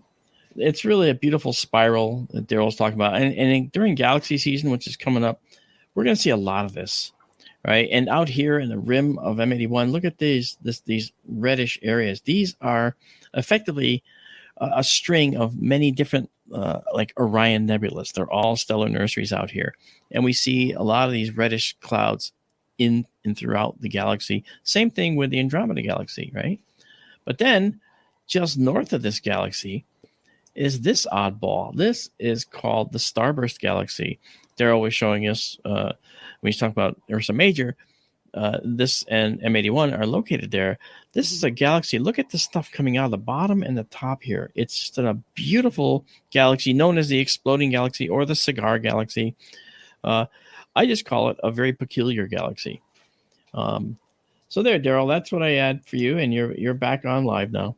Okay, well, I'm pretty much done. I know we've looked at M81, M82, Yeah. which are, I'm on the wrong screen here, bear with me. M81 and M82 are right up here, sort of, I forget exactly where, over the head of the bear. There's the head, the nose of the bear. Yep. And M81 and M82 are up here. Ursa Major actually has a ton of Messier galaxies in it. There's M101 here, I know we've looked at. the beautiful big pinwheel. It's right above the last two stars in the handle of the Big Dipper. Mhm. There's a bunch of other M object galaxies I don't think we've ever looked at in Ursa Major. Oh, we're going to see them this time. Oh, yeah. And you cheated. You were up really late a week or two ago. I did. And M65 and 66 are right here under the tail of Leo.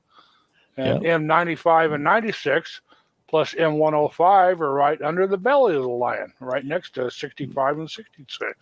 Well, I did the Leo triplet. Okay. And that's this right here. This is the Leo triplet. You've got this galaxy here. It's almost edge on, so you can see this dark line of dust that's literally right along in our line of sight. That's the Hamburger Galaxy. That's right. The Hamburger Galaxy. That's a star right there. But then there's another galaxy here and another galaxy here as part of this Leo triplet. And that's 65 and 66. Right, because you were mentioning those. And then down here is yet another one.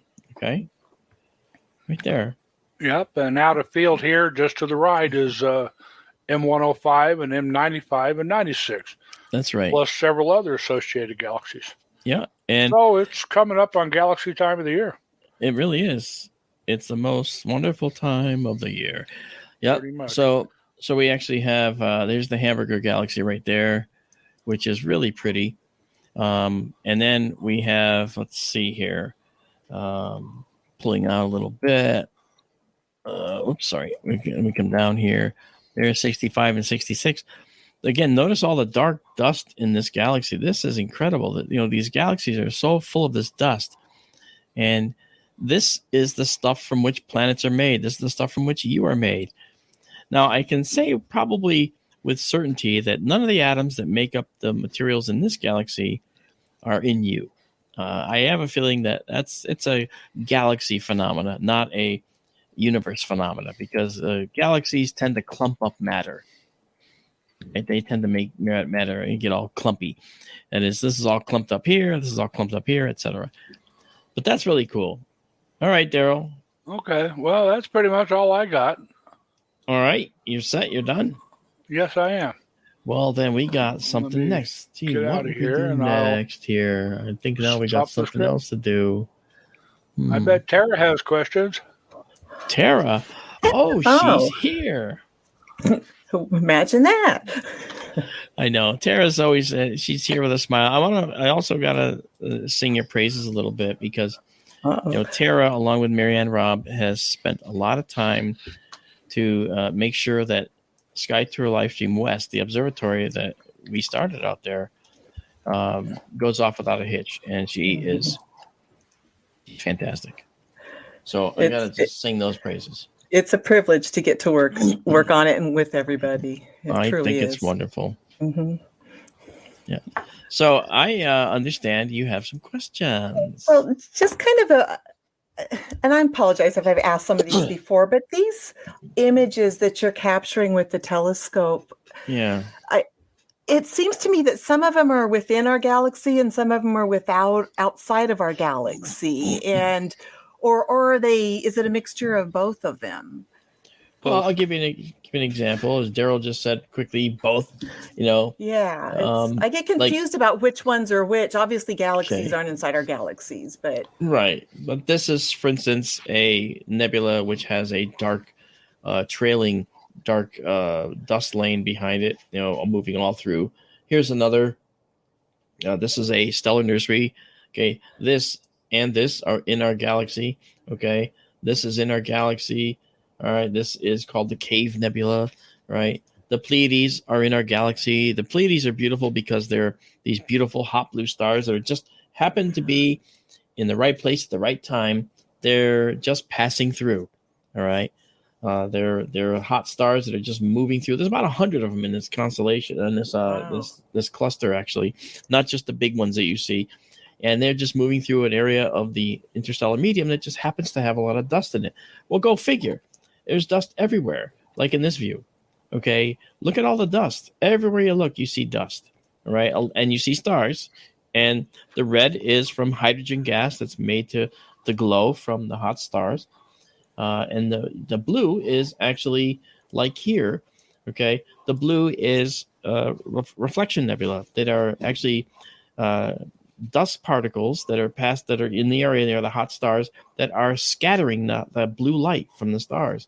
We call those reflection nebula, although it's not technically a true reflection. Ooh. Mark, Ooh. Can I add something here? Yeah. Can you put your pointer right on the cone nebula there below center? I don't know if no one else can see the pointer, Daryl. Oh, okay. Well, just below the center is that, yes. Yeah, if you see that dark cone below center that's pointing up, that's the Christmas tree cluster above it pointing down. It's like the Christmas tree's base is at the top where that bright star is. But right to the left, the upper left of the tip of the cone, there's that star there, that bright nebulosity just to the upper left of the tip of the cone. That is the Foxfur Nebula we talked about the other night. Well, then you know what? Let's do this. While we're thinking about it and while we're doing it, I am going to go in and check this out with a little more of this here. Okay, I'm going to take this out of here for now. All right, this is my photo. That's the photo we talked about. So now let's zoom in. So there's the cone that Daryl's talking about right here. There's the cone. All right. And are you saying this is the Foxfur Nebula? Yes. Yeah, there we go. If you see it magnified at fine resolution, somebody thought it had the texture of a foxfur. Looks like a fox tail. They call that Foxfur Nebula. Here's the ear. Here's an ear. Look at this. You have an eyebrow there and a nose. Oh, we have a whole fox in here. Of course, it looks like it got run over by a car. That's a tire track. Yeah. Well, I'd say don't push the analogy too far. We have a Necula. That's true. Yeah. That's a Vulpex. Tara, when we look back at the images, when we saw the Pleiades, it's sort of pertaining to your question about are things close to us or far from us? Are they inside our galaxy or far away? When you see the Pleiades there, they are the second closest star cluster to us. They're about 400 light years away. And if you can see the Hyades where Aldebaran is in the head of the bull, that's actually the closest star cluster. It's about 170 light years away. So when you look up at Taurus in the sky this time of year, you can get sort of a 3D look. You'll see the Hyades down here, and then up to their upper right, you'll see the Pleiades 400 light years away. And then when you go and you look at the Cone Nebula in Monteceros, east of Orion, I forget exactly the number, but I think you're talking, what, Mark, 1,500, 2,000 light years away or more? Yeah. So we're moving out away farther from Earth. And if Mark wants to continue, eventually we run out of things here in our galaxy, and then we start looking at other galaxies, which are millions of light years away. That's right. And we're going to be seeing a lot more of those. Clearly, we've done we've taken some amazing imagery of galaxies that are far away. All right. A simple example. Let me get one for you. This one was probably good. Okay. Here's an example of another good one. This is Messier 33 in Triangulum. This galaxy is a stunning mess. Okay. If you look at this galaxy up close, all right, you can see things like supernova remnants, okay, here and here, giant nebula right here, okay, another supernova remnant here. That's an artifact from the astronomical camera I use. Another remnant over here. And all these little reddish areas, those aren't stars. Those are actually red hydrogen stellar nurseries. This is a large one, the largest one in the entire galaxy right here. So this is an example of what we have to look forward to, things like this in our sky. Now, these are particularly big. All right, so, but being that they're that big, we also have a chance to, explore them in ways that we just haven't been able to explore before. And M33, that last object, that's about 3 million light years away. So Yeah. we're getting out into deep space there. Wow. Yeah, we are. We sure are. It looked like it was covered with gold. I guess it that's looks like. true, huh? It does.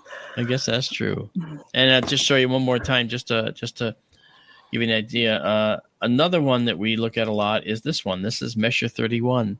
This is the Andromeda Galaxy, captured with SkyTour Livestream. And if you notice, all right, when you look into it closer, you can see at the upper areas, the upper regions here, these are lots of hot blue young stars. And the disk of stars here, that's where the stars form, is in the galactic spiral arms. And the centers are usually areas where older stars reside. You see lots of this dark gas. That's very common for these galaxies. Down at the bottom, another really, really rich region of very hot blue young stars right here.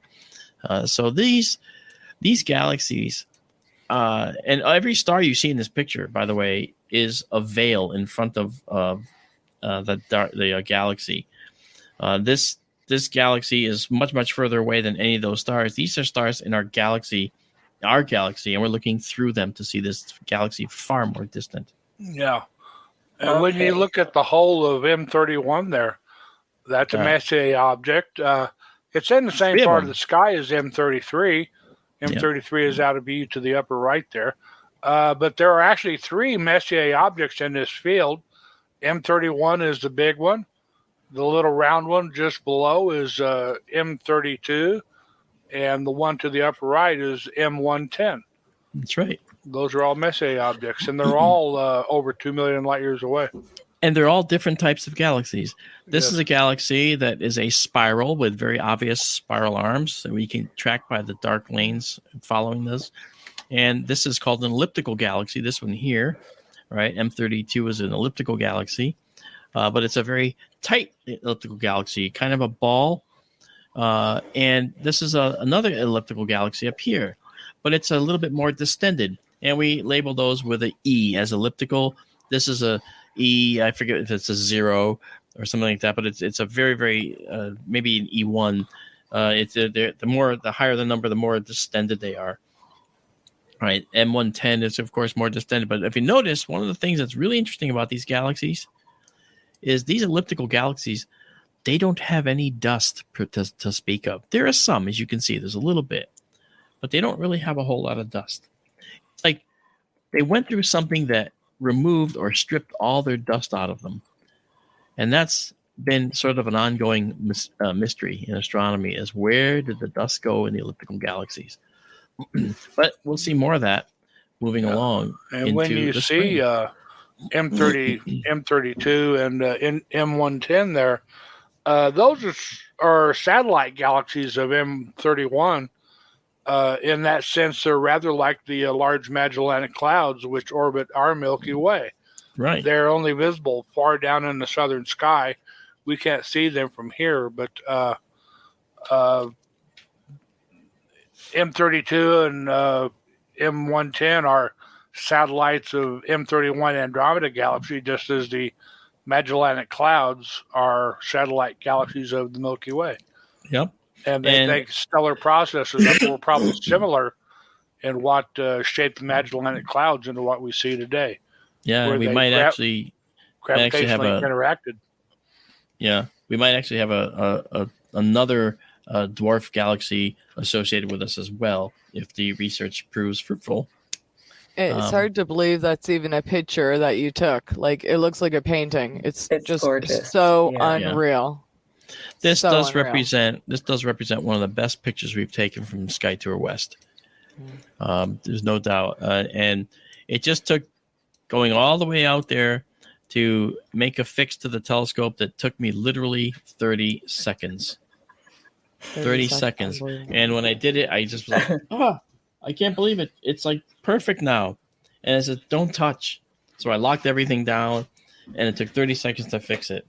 I don't remember the time it took to screw it up, but I don't know. And as I thought about it, I thought, Tara does a lot of the maintenance. She'll run out there and do maintenance for us a lot. And when I thought about how it went, if I had known any better, I could have said, Tara, you can go fix this. It could be a superstar. Would have been glad to. I love how he keeps volunteering you, Tara. It's all right. I'm probably the closest person to it. Yeah, she so it's really all good. is. She's about an hour from this location. Yeah.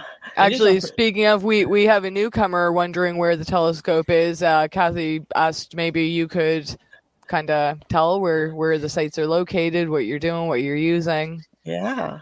Okay, that's a great. And there is a concept. link in the chat. Check out Sky Tour live stream with Mark D'Antonio here on YouTube, and subscribe. Make sure you subscribe and hit notifications because it all depends on weather. But if he can stream, he will, and you don't want to miss a moment of it. He will. If you want to request something specific in the sky, he will take your requests if he's in a good mood. If you pay him enough. I do it anyway, and I don't make anyone pay. Yeah, so please join us if you haven't already. To answer your question, here we are looking at the southwestern United States. That heart is the observatory. Okay. It's about 65 miles northwest of Phoenix out in the Sonoran Desert. And it's really a beautiful site. And we have managed, as you can see, we've got this is tonight's clouds. We're actually seeing how it's going to be perfectly clear out there. I can't resist the idea of streaming tonight. So I will be streaming right after this show is over, probably about 9:30. I'm going to start because that's going to give us time to actually get the 9:30 Eastern time, right? This is a worldwide show. But I haven't actually put up the stream yet, so it won't be available to see until I actually define it. I haven't defined the stream yet. But anyway, that's okay. Either way. So if 2 hours isn't enough, go for your bonus 4 after the show. That's right. 4? Well. 12. We answer. That's what's funny though? I always say I'm going to just do it like 2 hour stream. And then Daryl will say, wow, we've been going about 3 hours so far. And then Mark says, just one more. Just one more. Mark, well, when you're having fun, what can you say, right? When the sky is showing you these views, I can't say no. I just can't. And keep in mind, in the early days, Mark used to physically sit out in his dome in Connecticut, even in the winter, to bring us these things. I remember, you'd be ending the stream saying you couldn't feel your hands, you couldn't feel your feet, you were in thermal this and that, and you couldn't look at the chat because it would blind you because you needed your night vision. And look how far we've come. Yeah, and now it's awesome. And now it's a very different situation. Awesome. Now this it's come a long way, no doubt. I wanted to have something that would be something that was robust, and we're on our way to that. We're on our way to having a more robust system now.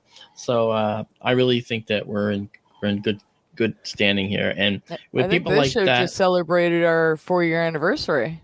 Really? Oh, I believe so. 4 years. Sky Tour Radio on KGRA. Wow. So that means Sky Tour live stream has been going for longer than that, huh? About 4.5 years, I would say. Wow.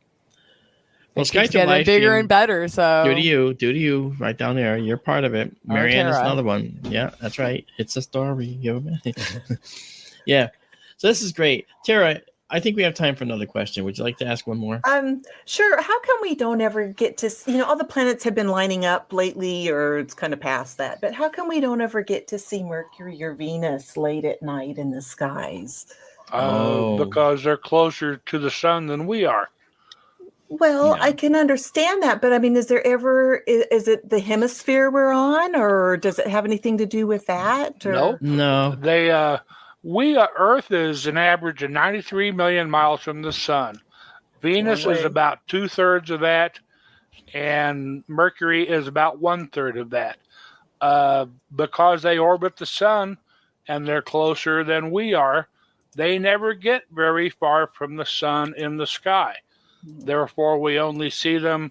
We were seeing Venus for months in the southwest after sunset. Well, Venus eventually passed between us and the sun because it's closer. It has a shorter orbit. It orbits quicker. The Venus has moved into the morning sky. Mercury also recently popped up in after sunset, and now Mercury has returned to the morning sky. The farthest you will ever see Venus from the sun is about 48 degrees, if I remember right, 47, 48 degrees, only about halfway up. If you imagine the sun on the horizon, it will only get about halfway up in the sky, and Mercury even less. Mercury can be pretty elusive. There are good apparitions and there are poor apparitions of Mercury, depending on the time of year, where the sun is, and where Mercury is at that time. You'll see Mercury low in the southeast before sunrise, or low in the southwest after sunset, and the same for Venus. But Venus does get up quite a bit higher. Yeah, and you'd have to have a telescope for that too, right? Or no, not to see it, because they're bright enough to see, but it's actually kind of dangerous to try and look at Mercury with a telescope because you could accidentally bump the telescope and burn out your retinas before your brain can even react to the pain. They'll be gone. Yeah, that's how it works. Wow. That's why you wait till after sunset to look, or before sunrise. Right. Yeah, and if you can do that after sunset, then you could very carefully use a telescope to look at Mercury, but only after sunset and when Mercury is as far as it can be from the sun. Yeah. And that's a fast time, too, because you're going to have a lousy viewing no matter what. And because both those planets are closer to the sun than we are, they go through phases just like the moon does. That's right. That here, Mercury, Venus is easy to see. Venus will show a crescent phase that'll look just like a little tiny crescent moon. When it's at its closest and it's a crescent, it's about 1/30th the size. Because Venus is about the same size as Earth, about 8,000 miles across, and the moon is only 2,000 miles across. But when we see Venus, even at its closest, it's 30 some odd million miles away. And you have to do the math, but it turns out that when we see Venus at its closest, it's only about 1/30th the diameter of the moon. Wow. Yeah. Yeah. And Mercury also, but Mercury is even smaller. Mercury is more elusive. Yeah, but the one thing you can do with Venus, which is kind of fun, is on a bright sunny day, while the sun is way up high or whatever, you can find Venus in the daytime sky depending on what phase it's in. And I've done that. I've actually taken, like, I was teaching a class with like 30 adults at a science center, and had them outside. We had a big sundial that we all stood on. It was a beautiful overlook. And we were looking in the sky, and I said, "Can you find Venus?" And they were like, "What? Venus? I thought you see that at night." I said, "No, look." And I pointed. And I said, "Come behind me and follow my finger." And they did. And they actually saw Venus in the daytime sky, because it really is something you can see in the daytime sky if you know where to look. But if you look away, you might not find it again. Yeah. Venus is the brightest thing in the sky after the sun and the moon. Yeah. And if you know where to look, Venus is not hard to see in the daytime sky. Yep. Seen it many times. Yep. That's cool. Thank you. People, yeah. I think we're done. It looks like, I think you're right. We got about a minute left, it looks like. Sorry, was I too subtle? Just a little. I'm gonna get chat to hint that it's time to go, instead of me always being the one to interrupt a good time. I don't want to do it, guys. I don't want to end. It's but, okay. It's like not None of said, us do. I'd hang out here all night, sure. Unless something crazy happens over Arizona in the next few minutes, look for Mark to be starting up another stream on SkyTour live stream That's here right. on YouTube. Yeah, that's right. SkyTour Radio leads to SkyTour Livestream. In fact, SkyTour Radio is a subset of SkyTour Livestream, in fact. So, and of course, you can thank that person right down there, Tara. She's always on hand, always ready to jump out, and do that, along with Marianne, Rob. Those are the two gold. They're made of gold. They're made of precious metals. They're worth all their precious metals. All 0.22 cubic milliliters. Okay. Millimeters. Yes. Millimeters, not liters. 0.22 millimeters. All right, guys. Well, everybody, again, you've done it again. You've had a wonderful time, hopefully, with these 2 hours with us here on SkyTour Radio. And look for the alert for SkyTour live stream. Look for it on YouTube. And we'll see you in just a little while, perhaps. All right. So good night, everybody. Thank you for coming. Good night, Bye. all. Good night.